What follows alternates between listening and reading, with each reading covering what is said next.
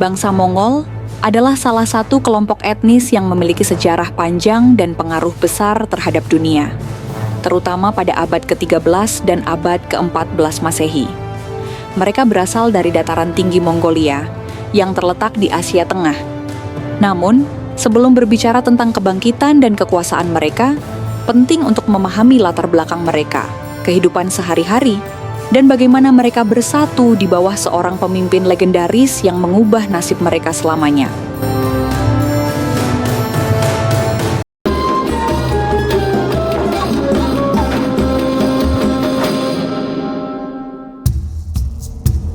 Assalamualaikum warahmatullahi wabarakatuh. Sahabat Madinah yang beriman, sejarah bangsa Mongol dimulai dari wilayah yang dikenal dengan nama Stepa Mongolia.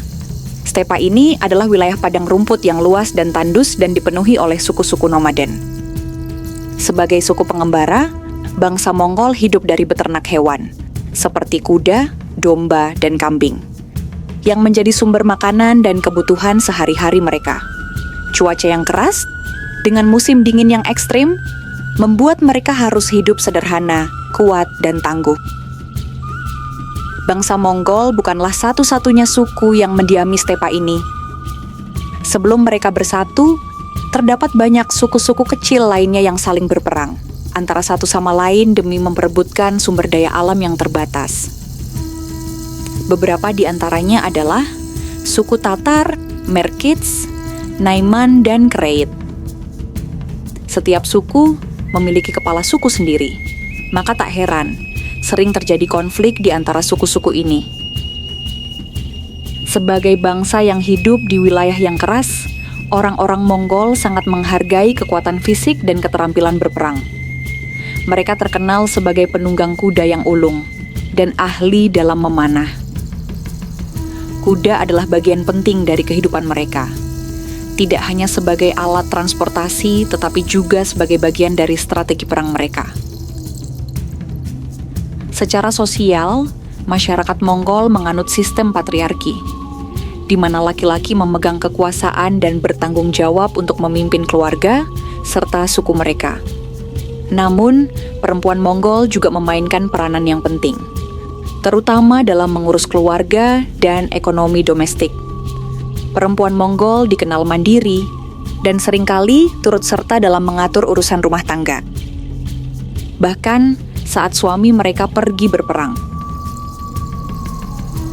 Agama yang dianut bangsa Mongol sebelum bersatunya kekuatan di bawah Genghis Khan adalah animisme dan shamanisme.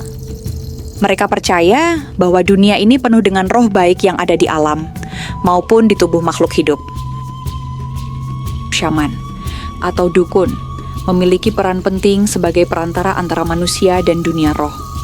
Mereka dianggap mampu menyembuhkan penyakit, meramalkan masa depan, dan berkomunikasi dengan arwah leluhur. Awal mula kekuasaan Mongol tidak bisa dipisahkan dari sosok Genghis Khan, yang lahir dengan nama Temujin. Pada sekitar tahun 1162 kisah hidupnya penuh dengan lika-liku, yang akhirnya membentuk dirinya menjadi salah satu penakluk terbesar dalam sejarah dunia. Temujin lahir dalam keluarga bangsawan kecil di salah satu suku Mongol. Ayahnya, yang bernama Yesugei, adalah kepala suku yang berpengaruh. Namun ketika Temujin masih kecil, ayahnya dibunuh oleh suku saingannya. Kematian ayahnya membuat keluarganya hidup dalam keterasingan dan kesulitan. Mereka dikhianati oleh sukunya sendiri dan terpaksa hidup sebagai pengungsi. Kondisi ini memaksa Temujin untuk tumbuh cepat dan mengembangkan keterampilan bertahan hidup yang tangguh. Pada usia muda, Temujin mulai membangun aliansi dengan suku-suku kecil lainnya dan menyusun strategi untuk membalas dendam kepada musuh-musuhnya. Kecerdasan militer, keberanian, dan kemampuannya memimpin membuat banyak suku mulai mendukungnya. Lalu, pada tahun 1206, setelah serangkaian pertempuran dan penaklukan, Temujin berhasil menyatukan sebagian besar suku Mongol dan dinyatakan sebagai Genghis Khan, yang artinya penguasa samudra. yang pada gilirannya melambangkan seluruh dunia, sehingga gelar itu bisa juga bermakna penguasa dunia atau penguasa universal. Penyatuan suku-suku Mongol oleh Genghis Khan bukanlah tugas yang mudah. Banyak dari suku-suku tersebut telah lama saling bermusuhan dan terlibat dalam konflik berkepanjangan. Namun Genghis Khan menggunakan berbagai strategi untuk mencapai tujuannya. Salah satu strategi utamanya adalah meritokrasi, di mana ia memberikan jabatan penting kepada orang-orang yang paling kompeten, bukan berdasarkan keturunan atau status sosial. Hal ini berbeda dengan kebiasaan suku-suku lainnya, yang cenderung mengutamakan keluarga bangsawan. Selain itu, Genghis Khan juga memperkenalkan sistem hukum yang disebut dengan yasa. Yasa adalah hukum yang mengatur segala aspek kehidupan masyarakat Mongol, mulai dari hukum pidana hingga etika berperang. Hukum ini diberlakukan secara ketat dan tanpa pandang bulu.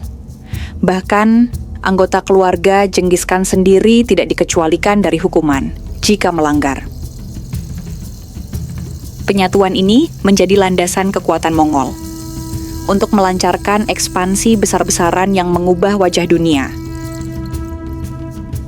Genghis Khan memulai serangkaian kampanye militer yang pertama kali ditujukan ke wilayah-wilayah tetangga yang dianggap sebagai ancaman. Salah satu sasaran pertama adalah Kekaisaran Jin di Tiongkok Utara, yang seringkali menghina bangsa Mongol dan menganggap mereka sebagai orang barbar. Lalu pada tahun 1211, pasukan Mongol yang dipimpin oleh Genghis Khan mulai menyerang Kekaisaran Jin. Meskipun jumlah pasukan Mongol jauh lebih sedikit dibandingkan dengan tentara Jin yang kuat, strategi perang Mongol sangat cerdas dan kemampuan mereka dalam pertempuran bergerak dengan cepat membuat mereka berhasil mengalahkan banyak pasukan Jin. Dan akhirnya, pada tahun 1215, mereka berhasil merebut ibu kota Kekaisaran Jin atau Zhongdu, yang sekarang menjadi Beijing, dan meneguhkan dominasi mereka di Asia Timur. Selain itu, Genghis Khan juga melirik ke arah barat. Wilayah-wilayah seperti Khwarezmia di Persia menjadi sasaran berikutnya. Meskipun bangsa Mongol awalnya hanya ingin berdagang dengan Khwarezmia, tindakan pengkhianatan oleh pimpinan Khwarezmia memicu serangan brutal dari pasukan Mongol. Dalam waktu singkat, Khwarezmia hancur dan menjadi contoh kekejaman dan kehebatan militer Mongol. Setelah Genghis Khan berhasil menyatukan suku-suku Mongol dan menguasai wilayah-wilayah di sekitaran mereka, fokus utama bangsa Mongol berubah dari mempertahankan kekuatan internal menjadi melakukan ekspansi besar-besaran. Penaklukan yang dilakukan oleh bangsa Mongol menjadi salah satu kampanye militer paling ambisius dan sukses dalam sejarah. Mereka menaklukkan wilayah yang sangat luas, dari Asia Timur hingga Eropa, dan membangun kekaisaran terbesar yang pernah ada dalam sejarah manusia. Keberhasilan bangsa Mongol dalam menaklukkan wilayah yang begitu luas bukan semata-mata karena keberuntungan. Mereka memiliki strategi militer yang canggih dan pasukan yang sangat terlatih. Salah satu kunci dari kemenangan mereka adalah kemampuan mereka untuk beradaptasi dengan cepat terhadap berbagai medan pertempuran dan situasi. Mongol terkenal dengan taktik serangan kilat mereka, yang dikenal sebagai serang dan mundur, atau hit and run. Mereka menggunakan kuda sebagai kekuatan utama. Mereka memanfaatkan mobilitas tinggi dan kecepatan untuk mengalahkan musuh-musuh yang lebih besar. Pasukan Mongol seringkali berpura-pura mundur dalam pertempuran demi memancing musuh untuk mengejar mereka, hanya untuk kemudian berbalik dan menyerang balik dengan kekuatan penuh. Selain itu, Mongol sangat ahli dalam menggunakan panah dari jarak jauh. Ini adalah sebuah keterampilan yang mereka latih. Sejak kecil, mereka dapat menembakkan panah dengan akurasi tinggi, bahkan saat berkuda dengan kecepatan tinggi. Taktik ini membuat musuh sulit mendekati pasukan Mongol tanpa mengalami kerugian besar. Mongol juga memanfaatkan informasi dan intelijen sebelum menyerang suatu wilayah. Mereka akan mengirim mata-mata untuk mengumpulkan informasi tentang kekuatan dan kelemahan musuhnya. Mereka juga dikenal karena menggunakan teror psikologis, di mana mereka akan menyebarkan cerita tentang kekejaman mereka. Sehingga membuat banyak kota menyerah tanpa perlawanan. Salah satu kampanye militer terbesar Genghis Khan adalah menaklukkan Asia Tengah dan Persia. Kampanye ini dipicu oleh peristiwa yang pada awalnya hanya merupakan masalah perdagangan. Genghis Khan setelah menaklukkan Kekaisaran Jin di Tiongkok, mengirim utusan untuk membuka hubungan dagang dengan Khwarezmia, sebuah kekaisaran besar yang terletak di Persia. Namun, penguasa Khwarezmia Salahaddin Muhammad memerintahkan pembunuhan terhadap utusan Mongol tersebut. Ini adalah sebuah tindakan yang dianggap sebagai penghinaan besar kepada Genghis Khan. Sebagai balasan, Genghis Khan memulai kampanye militer yang menghancurkan Khwarezmia. Pasukan Mongol menyerang kota demi kota dengan kekuatan penuh, menghancurkan pasukan musuh dan menjarah sumber daya. Taktik pengepungan yang digunakan Mongol sangat efektif. Mereka mengadopsi teknologi pengepungan dari bangsa lain seperti mesin terbuset dan menara pengepungan, sehingga mampu meruntuhkan tembok-tembok kota yang sebelumnya dianggap tidak bisa ditembus. Salah satu kota terbesar yang jatuh ke tangan Mongol adalah Samarkand, pusat kebudayaan dan perdagangan penting di Asia Tengah. Kota ini berhasil direbut dengan cepat, dan penduduknya dibantai atau diperbudak.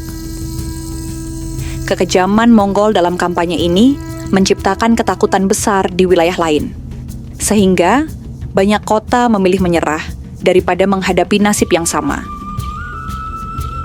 Setelah menghancurkan Kekaisaran Khwarezmia, pasukan Mongol melanjutkan penaklukan mereka ke arah barat.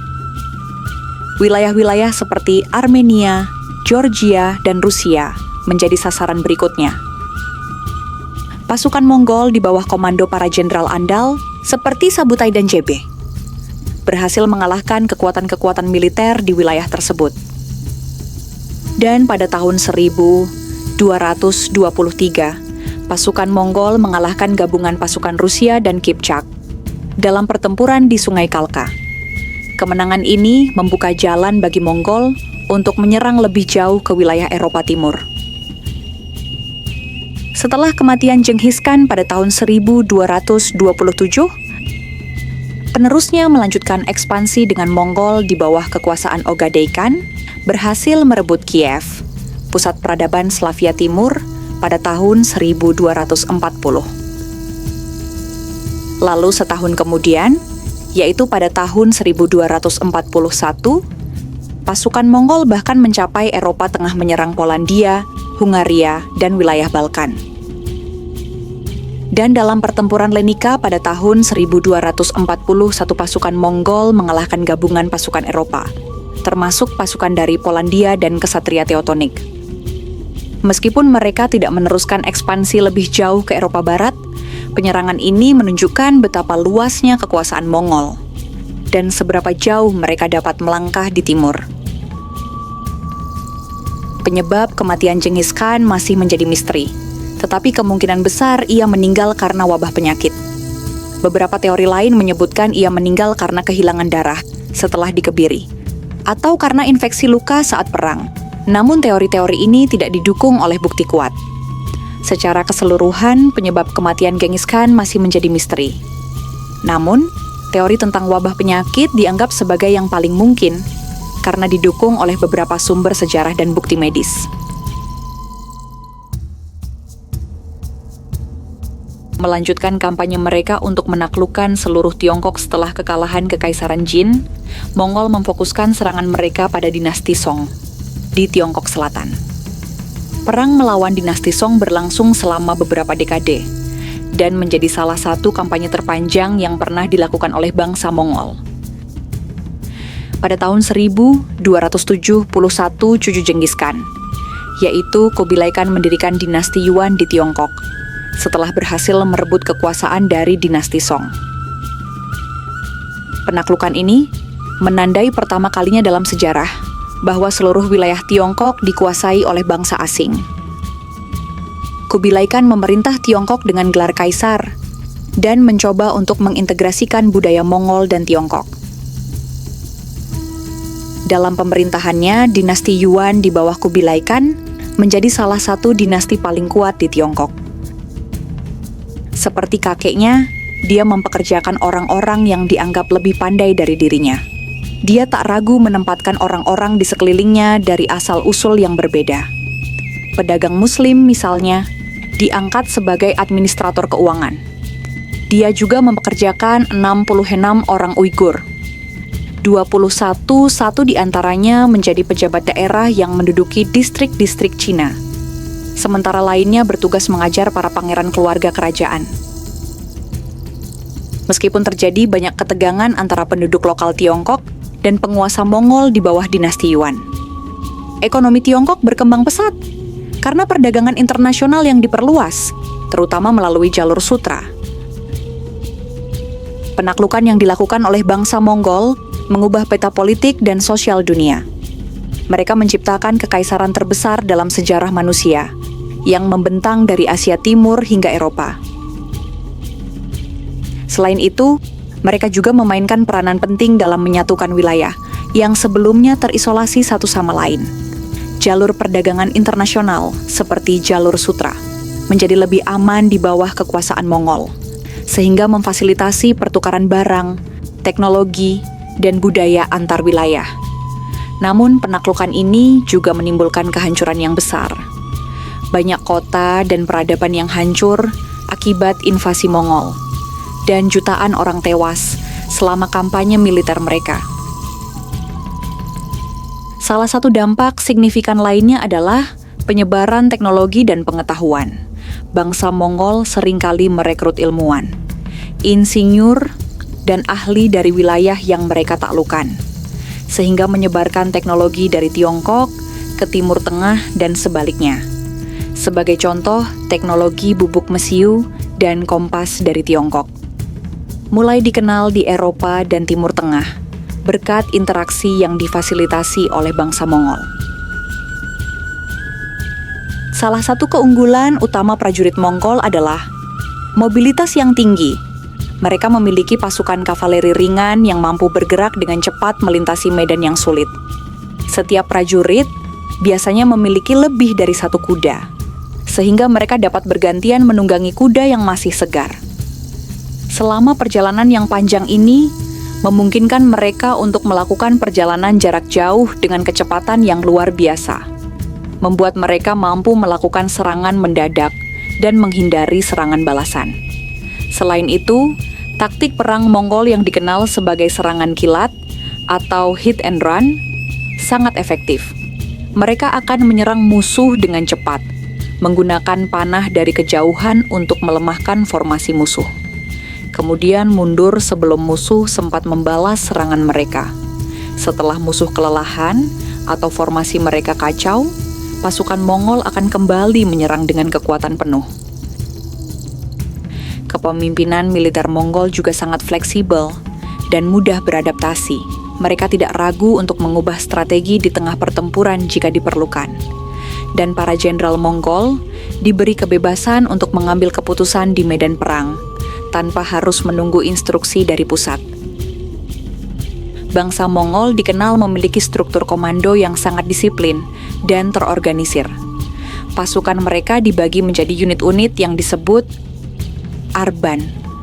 Arban ini memiliki kelompok 10 prajurit. Kemudian Zun, yang terdiri dari 100 prajurit. Lalu Minggan, yang terdiri dari 1000 prajurit. Dan Tumen, yang terdiri dari 10.000 prajurit. Setiap unit dipimpin oleh seorang komandan, yang bertanggung jawab atas prajurit-prajurit di bawahnya. Dan komandan ini sangat dihormati.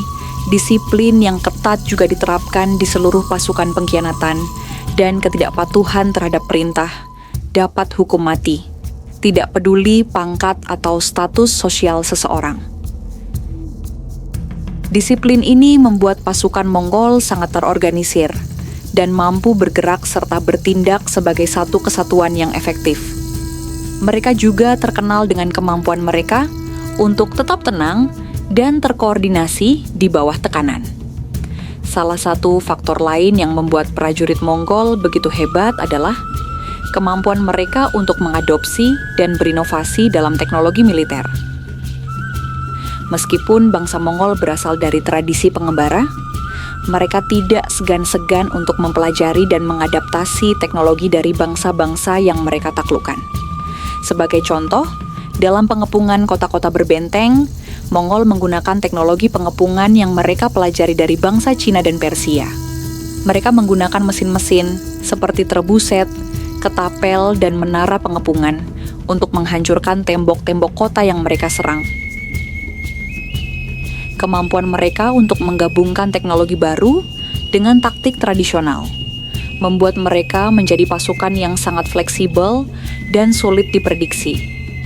Selain itu, karena penggunaan komunikasi yang efisien di medan perang, mereka menggunakan sinyal asap, peluit, dan bendera untuk menyampaikan perintah dengan cepat kepada pasukan yang tersebar luas di medan pertempuran. Kemampuan mereka untuk berkoordinasi dengan baik di medan perang yang luas menjadi salah satu keunggulan mereka yang paling signifikan. Mongol juga menggunakan teror sebagai senjata untuk mengendalikan musuh-musuh mereka. Dalam banyak kampanye militer, mereka secara sengaja menyebarkan cerita-cerita tentang kekejaman mereka untuk menakuti kota-kota yang akan mereka serang. Salah satu taktik Mongol adalah membantai seluruh penduduk sebuah kota yang melawan mereka dan membiarkan beberapa orang selamat untuk menyebarkan berita tersebut ke wilayah yang lain. Hal ini menyebabkan banyak kota dan kerajaan menyerah tanpa perlawanan, hanya untuk menghindari nasib yang sama. Selain itu, pasukan Mongol seringkali menggunakan tipu daya untuk mengacaukan musuh. Mereka berpura-pura mundur atau terlihat lemah hanya untuk kemudian melancarkan serangan mendadak. Saat musuh lengah, taktik ini membuat mereka seringkali menang dengan menghemat sumber daya dan prajurit. Kesuksesan militer Mongol juga sangat dipengaruhi oleh jenderal-jenderal hebat mereka. Salah satu jenderal Mongol yang paling terkenal adalah Subutai, yang dikenal sebagai ahli strategi yang luar biasa. Subutai adalah otak di balik banyak kemenangan besar bangsa Mongol di Asia dan Eropa. Ia adalah jenderal yang memimpin ekspedisi ke Eropa Timur dan berhasil memenangkan pertempuran di Sungai Kalka, serta mengalahkan pasukan gabungan dari Eropa dalam pertempuran Legnica. JB adalah jenderal hebat lainnya, yang berperan penting dalam memperluas wilayah Mongol. Dia dikenal sebagai pemimpin yang berani dan memiliki kemampuan untuk mengambil resiko besar di medan perang, tetapi juga bijaksana dalam mengambil keputusan. Kedua jenderal inilah bersama dengan para pemimpin militer Mongol lainnya memainkan peran kunci dalam kesuksesan penaklukan besar-besaran bangsa Mongol. Sekuat-kuatnya suatu dinasti atau suku bangsa pada akhir akan mengalami yang namanya kehancuran.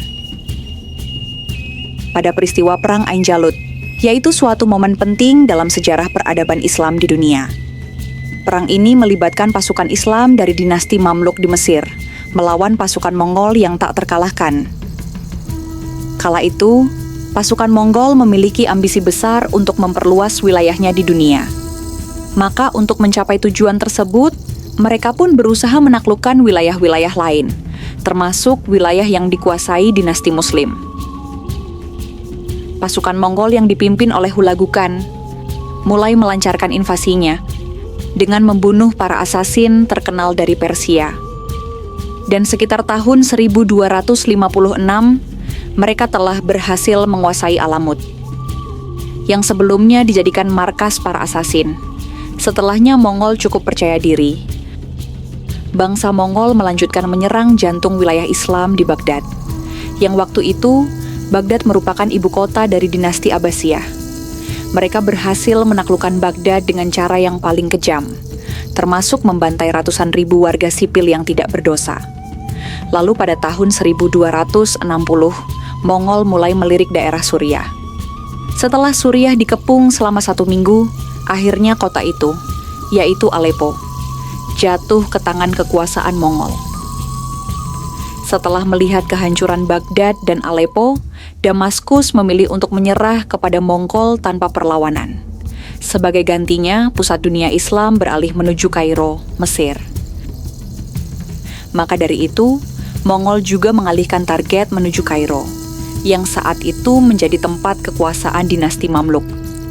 Maka dikirimlah 2 orang utusan Mongol untuk mengantarkan surat ancaman kepada dinasti Mamluk, dengan harapan dinasti Mamluk menyerahkan tampuk kekuasaannya kepada Mongol.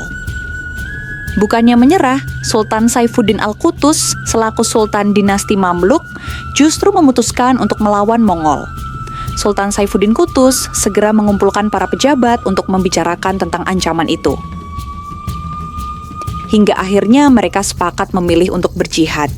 Namun pasukannya waktu itu takut untuk melawan Mongol, karena telah mendengar kabar tentang kebrutalan bangsa ini. Banyak orang-orang atau petinggi kerajaan yang menyarankan Sultan Qutus untuk menyerah saja kepada Mongol. Namun, Sultan Qutus tetap dalam pendiriannya. Jika tidak ada seorang pun yang berani menghadapi kekejaman bangsa Mongol, maka Sultan Qutus sendirilah yang akan berperang melawan pasukan Mongol. Qutus mengumumkan, "Pendapatku bahwa kita semua akan menghadapi dengan pertempuran. Kalau kita menang, itu yang kita harapkan.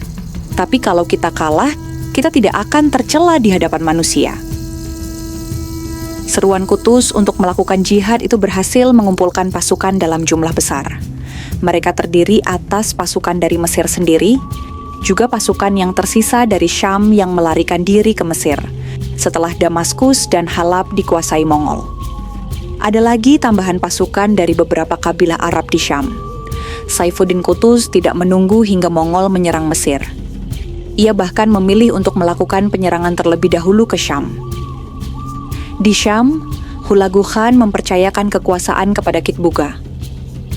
Pemimpin Mongol ini meninggalkan negeri itu untuk menuju ke Iran, pasca kematian saudaranya, Manku Khan. Mengenai Kitbuga, Rashiduddin Al-Hamadani menggambarkan, ia seperti singa lapar, naga yang cerdik. Jika ia menyerang Mesir, maka tidak satupun yang mampu melawannya. Untuk menghadapi pasukan Mongol yang berjumlah besar dan dikenal bengis itu, Saifuddin Qutus membagi pasukan menjadi 2 bagian. Yang pertama adalah pasukan yang dipimpin oleh Dahir Baibars. Pasukan ini bertugas melakukan pengintaian terhadap pasukan Mongol yang telah menguasai Gaza yang dipimpin oleh Baidra. Mendengar kabar bahwa Gaza hendak diserang pasukan Muslim, Kitbuga memutuskan untuk mempersiapkan pasukan untuk berangkat menuju kota itu. Dahir Baibars pun akhirnya memilih untuk menyerang Gaza terlebih dahulu, sebelum bala bantuan pasukan Mongol tiba. Serangan itu sendiri mengejutkan pasukan Mongol, sampai akhirnya Baidra dan sisa-sisa pasukannya melarikan diri menuju Kitbuga di Damaskus. Setelah pasukan Mesir yang dipimpin Dahir Baibars berhasil menghancurkan Mongol di Gaza, pasukan lain yang dipimpin oleh Saifuddin Qutus memilih untuk mempercepat serangan terhadap pasukan Kitbuga di Damaskus. Mereka menempuh jalan pintas, yakni melalui wilayah Akka, yang saat itu dikuasai oleh pemerintahan Salib. Sebelumnya, Qutus telah mengirimkan utusan dalam rangka meminta izin kepada penguasa Salib untuk melewati wilayah yang mereka kuasai. Kitbuga marah ketika pasukannya di Gaza berhasil dihancurkan oleh Dahir Baibars. Ia kemudian memutuskan untuk mengumpulkan pasukan dalam jumlah besar guna menghadapi pasukan Qutus. Sebelum pertempuran berlangsung, Qutus telah menyusun siasat jitu. Pasukan yang dipimpin oleh Dahir Baibars yang terdiri dari 10.000 penunggang kuda melakukan muslihat, seakan-akan pasukan itulah yang hendak berhadapan dengan pasukan Mongol. Sedangkan sejatinya, pasukan dengan jumlah lebih besar bersembunyi di balik rerimbun dan hutan di sekitar Ain Jalut. Mereka bersiap untuk melakukan penyergapan. Pada hari Jumat, 25 Ramadan 658 Hijriah atau 1260 Masehi, setelah matahari terbit, pasukan Dahir Baibars sudah berhadap-hadapan dengan pasukan Kitbuga. Namun sesuai rencana, pasukan Dahir Baibars mundur, sedangkan pasukan Mongol terkecoh. Mereka mengira bahwa pasukan Dahir Baibars merupakan pasukan Mesir secara keseluruhan. Mengetahui pasukan Dahir Baibars mundur, mereka melakukan pengejaran. Pihak Mongol mengira akan dengan mudah menghancurkan pasukan itu. Namun tiba-tiba pasukan Mesir dari 3 penjuru keluar untuk melakukan penyergapan, sehingga terjadi pertempuran sengit dari sejak matahari terbit hingga tengah hari. Dalam pertempuran itu, pasukan Muslim sempat kewalahan menghadapi pasukan Mongol yang memang memiliki kemampuan dan pengalaman tempur. Sampai akhirnya Qutuz melepas pelindung kepalanya dan mencampakkan dirinya ke tengah pasukan Mongol. Para prajurit Muslim pun semangatnya berkobar. Akhirnya pasukan Mongol berhasil dikalahkan. Sang pimpinan, Kitbugha, yang seperti singa lapar itu, berhasil dibunuh. Banyak pula dari mereka yang tertawan. Setelah pertempuran Ain Jalut usai, Daulah Mamalik berkuasa penuh atas wilayah Syam. Merekalah yang kemudian merebut kembali wilayah itu dari cengkeraman pasukan Mongol.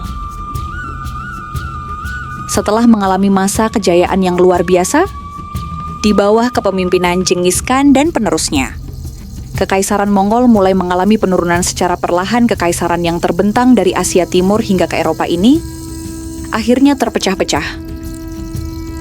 Kehilangan kendali atas wilayah-wilayah yang mereka taklukkan dan menghadapi serangkaian kekalahan dan masalah internal yang membuat kekaisaran tersebut menjadi lemah. Di sisi lain, proses konversi bangsa Mongol ke dalam agama Islam juga menjadi salah satu fenomena penting yang menandai babak baru dalam sejarah Mongol dan dunia Islam. Seperti kekaisaran besar lainnya, Kekaisaran Mongol menghadapi sejumlah masalah yang akhirnya menyebabkan kemunduran dan kehancurannya. Beberapa faktor utama yang berkontribusi terhadap kehancuran ini adalah yang pertama, adanya fragmentasi kekuasaan setelah kematian Genghis Khan pada tahun 1227. Kekaisaran dibagi-bagi di antara anak-anaknya menjadi beberapa wilayah yang dikenal sebagai Khanate. Di antara wilayah-wilayah tersebut adalah Khanat Ilkhanat di Persia, Khanat Chagatai di Asia Tengah, Khanat Yuan di Tiongkok, dan Khanat Emas di Rusia.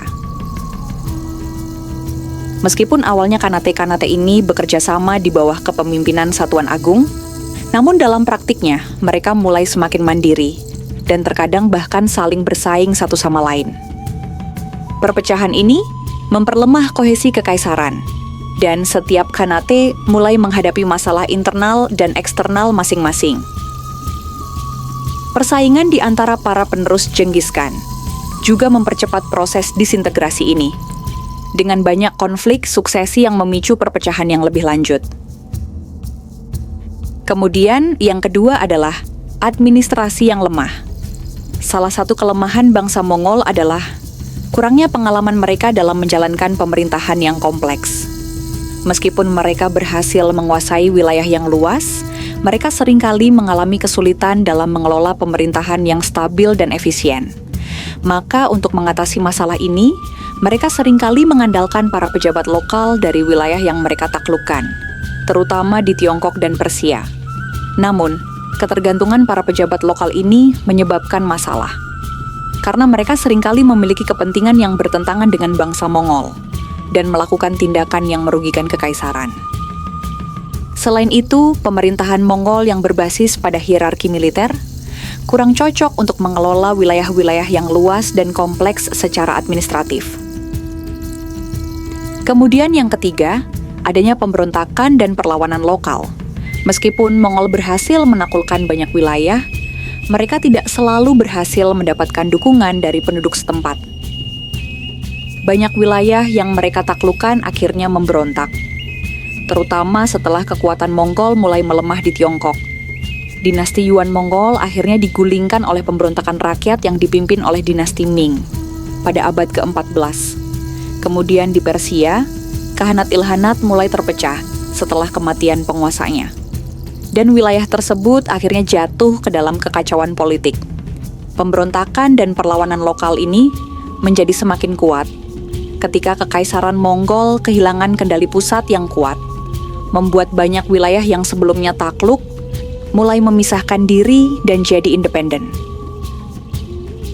Kemudian yang selanjutnya, yang keempat adalah penyakit dan pandemi. Salah satu faktor yang tidak terduga, namun sangat signifikan dalam kemunduran Kekaisaran Mongol adalah pandemi. Pada pertengahan abad ke-14, wabah Black Death atau Maut Hitam menyebar dengan cepat di seluruh wilayah yang berada di bawah kendali Mongol. Jalur perdagangan yang dibuka oleh Mongol, terutama jalur sutra, memainkan peranan besar dalam penyebaran penyakit ini. Wabah Black Death menyebabkan kematian jutaan orang di seluruh Asia Timur, Tengah, dan Eropa, termasuk di wilayah-wilayah yang dikuasai bangsa Mongol. Dampak pandemi ini melemahkan Kekaisaran Mongol secara signifikan, karena mereka kehilangan banyak penduduk, prajurit, dan tenaga kerja yang penting untuk menjaga kekuatan militer dan ekonomi mereka. Di tengah kemunduran kekuasaan Mongol, proses konversi bangsa Mongol ke Islam juga menjadi salah satu fenomena yang menarik. Meskipun Genghis Khan sendiri bukan seorang Muslim dan tidak memaksakan agama apapun pada rakyatnya, banyak keturunan dan penerusnya yang akhirnya memeluk agama Islam, terutama di wilayah-wilayah seperti Persia dan Asia Tengah. Yang pertama adalah masuk Islamnya Ilkhanat Persia. Salah satu contoh penting dari konversi Mongol ke Islam adalah Ilkhanat di Persia. Hulagu Khan, cucu dari Genghis Khan dan pendiri Ilkhanat, awalnya tidak memeluk Islam dan lebih mendukung agama-agama seperti Buddha dan Kristen Nestorian yang juga dianut oleh banyak bangsawan Mongol. Namun, pada tahun 1295, penguasa Ilkhanat bernama Mahmud Khazan secara resmi memeluk Islam dan menjadikan agama negara. Khazan adalah salah satu pemimpin Mongol yang sangat terpengaruh oleh kebudayaan Persia dan agama Islam. Di bawah kepemimpinannya, Ilkhanat mulai mengadopsi banyak tradisi Islam dan mendukung penyebaran agama tersebut di wilayah kekuasaannya. Setelah Khazan, hampir semua penguasa Ilkhanat yang berikutnya juga memeluk Islam, dan Ilkhanat menjadi pusat peradaban Islam di Persia, hingga pada akhirnya runtuh pada abad ke-14. Kemudian masuk Islamnya Khahanat Chagatai selain Ilkhanat. Khahanat Chagatai di Asia Tengah juga mengalami proses Islamisasi. Awalnya, wilayah ini didominasi oleh pengaruh budaya dan agama lokal, termasuk Buddha dan kepercayaan bangsa Mongol. Namun, pada abad ke-14, penguasa Khahanat Chagatai yang bernama Tarmasirin memeluk agama Islam dan mulai mendukung penyebaran agama tersebut di wilayah Asia Tengah. Islamisasi di wilayah ini sangat dipengaruhi oleh kontak dengan kekhalifahan Abbasiyah dan peradaban Islam di Persia. Banyak ulama dan para pedagang Muslim yang tinggal di wilayah kekuasaan Mongol dan berperan dalam menyebarkan ajaran Islam. Pada akhirnya, Islam menjadi agama dominan di Asia Tengah, dan bangsa Mongol di wilayah ini menjadi salah satu pelindung utama peradaban Islam. Lalu selanjutnya, Islam di Khahanat Emas. Khahanat Emas yang menguasai wilayah Rusia dan sebagian Eropa Timur juga mengalami proses konversi ke Islam pada abad ke-14. Salah satu penguasa Khahanat Emas yang paling terkenal yaitu Uzbek Khan, memeluk Islam dan menjadikannya agama resmi di kekhahanatan tersebut. Uzbek Khan memerintah dari tahun 1313 hingga 1341. Dan di bawah kepemimpinannya, Khahanat Emas mengalami periode stabilitas dan kemajuan ekonomi yang signifikan. Uzbek Khan juga mendukung hubungan perdagangan yang kuat dengan dunia Muslim, termasuk wilayah kekhalifahan Abbasiyah dan Kesultanan Mamluk di Mesir. Dengan konversi Khahanat Emas ke Islam, agama ini semakin mengakar di wilayah Eropa Timur dan Asia Tengah dan menjadi bagian penting dari identitas budaya bangsa Mongol di wilayah tersebut. Proses konversi bangsa Mongol ke Islam memiliki dampak yang sangat besar terhadap dunia Islam. Mongol yang sebelumnya dikenal sebagai bangsa penakluk yang brutal, kini menjadi bagian integral dari peradaban Islam. dan bahkan menjadi pelindungnya di beberapa wilayah dengan kekuatan militer dan politik yang mereka miliki. Penguasa Mongol yang telah memeluk Islam mulai membangun masjid, mendukung pendidikan Islam, dan mempromosikan penyebaran agama ini. Di Persia dan Asia Tengah misalnya, bangsa Mongol mendukung pembangunan sekolah-sekolah agama atau madrasah dan pusat-pusat ilmu pengetahuan yang menjadi pusat pembelajaran di dunia Islam. Selain itu, masuknya bangsa Mongol ke dalam dunia Islam juga membantu memperkuat hubungan perdagangan antara budaya Asia Timur, Asia Tengah, dan Timur Tengah. Jalur-jalur perdagangan yang aman di bawah kendali Mongol memungkinkan pertukaran barang, ide, dan teknologi antara berbagai wilayah Muslim dan non-Muslim. Bangsa Mongol juga ternyata pernah menyerang Nusantara dan bertempur dengan pasukan Majapahit. Begini ceritanya. Sejak mendirikan dinasti Yuan, Kubilai Khan mulai menebar kekuasaannya. Setelah menginvasi kerajaan Goryeo di Korea pada tahun 1260, akhirnya kerajaan Goryeo menjadi bawahan dinasti Yuan. Pasukan Korea pun ikut membantu ekspansi Mongol ke berbagai negara Asia, seperti Annam, Kamboja, dan Champa.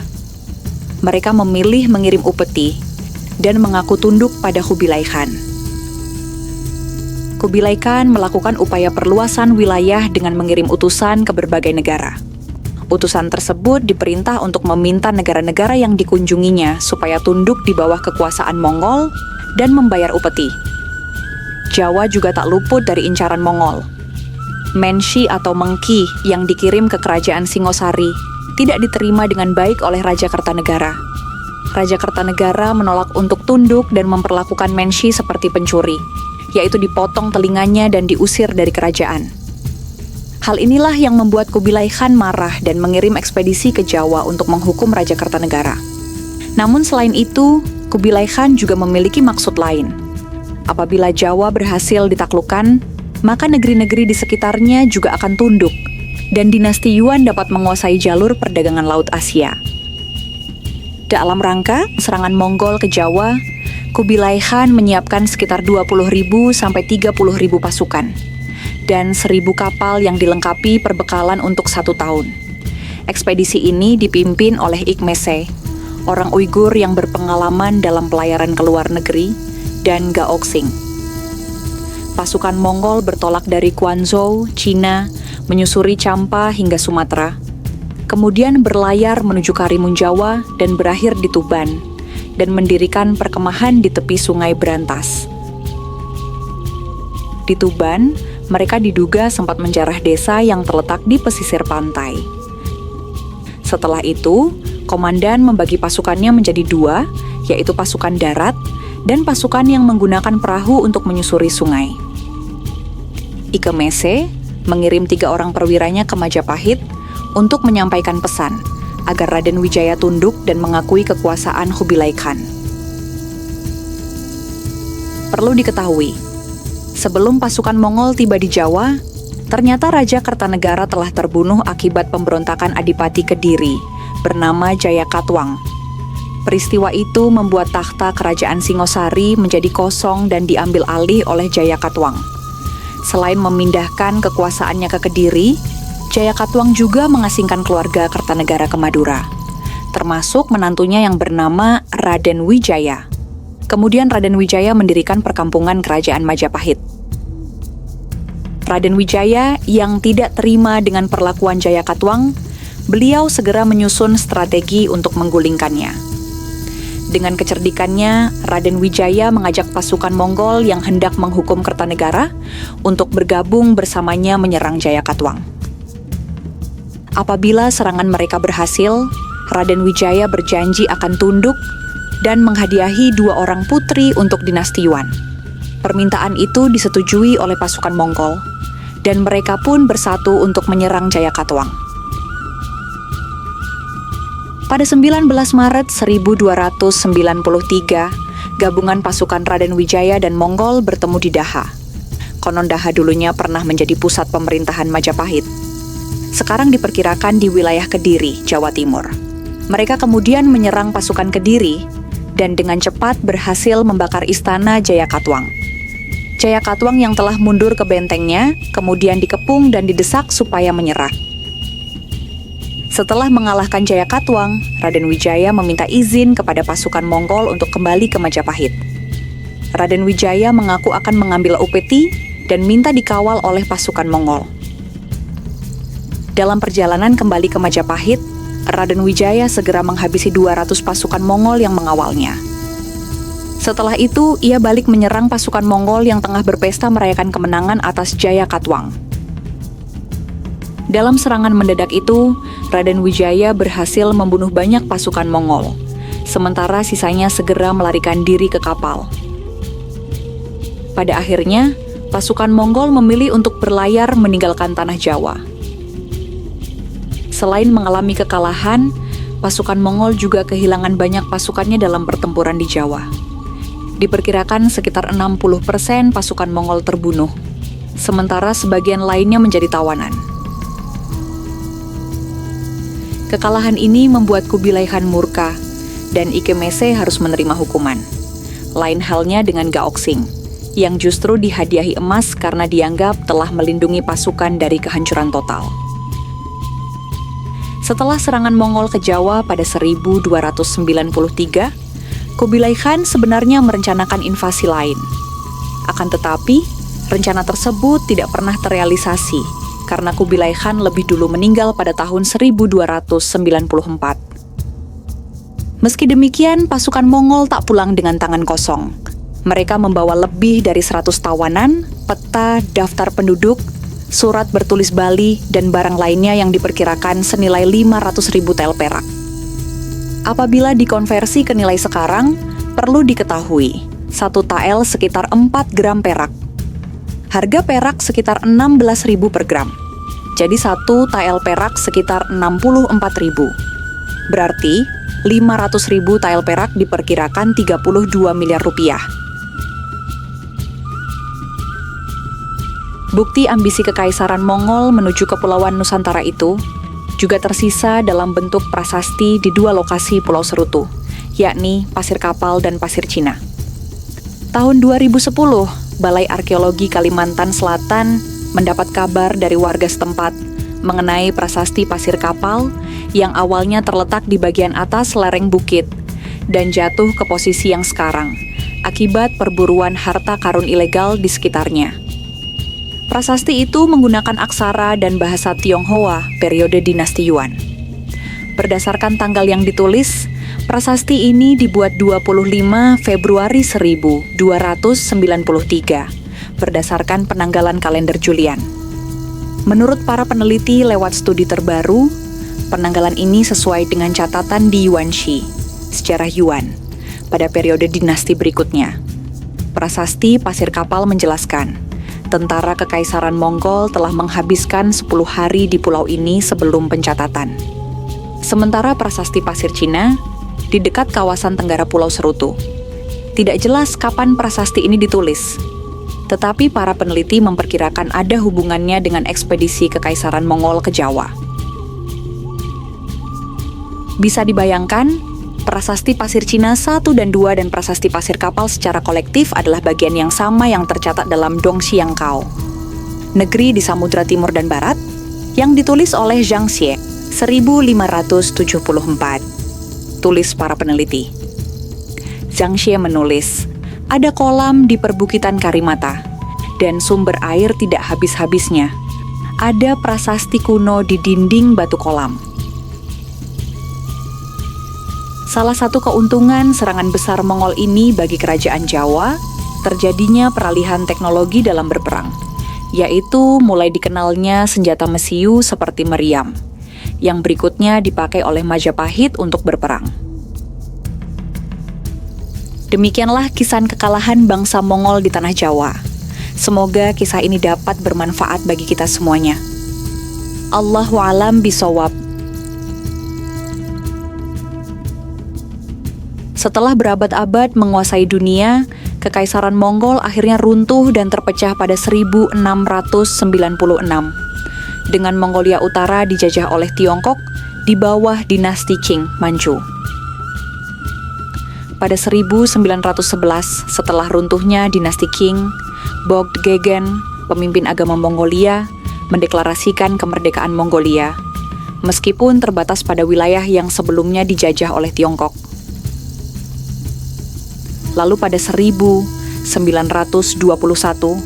dengan bantuan Uni Soviet, Mongolia berhasil mengusir pasukan Tiongkok dan menjadi wilayah yang merdeka. 3 tahun kemudian, atau tepatnya pada 1924, akhirnya Republik Rakyat Mongolia terbentuk. Saat ini, Mongolia menggunakan sistem pemerintahan parlementer yang dipimpin oleh seorang presiden yang dipilih oleh rakyat. Namun, presiden di Mongolia tidak memiliki kekuasaan yang terlalu banyak. Hal ini karena sebagian besar kendali berada di tangan parlemen yang beranggotakan 76 orang. Parlemen dalam hal ini memiliki kekuasaan untuk memilih Perdana Menteri serta para pejabat kabinet dalam pemerintahan. Mongolia adalah negara terbesar ke-19 di dunia, dengan populasi kurang dari 3 juta jiwa. Ini menjadikan Mongolia sebagai salah satu negara berdaulat dengan kepadatan penduduk terendah dibandingkan negara lain di dunia. Demikianlah sejarah bangsa Mongol. Dari bangsa yang brutal, menguasai hampir separuh dunia, sampai menjadi negara republik sekarang ini. Semoga kisah ini dapat bermanfaat dan bisa menambah keimanan kita. Allahu a'lam bishawab.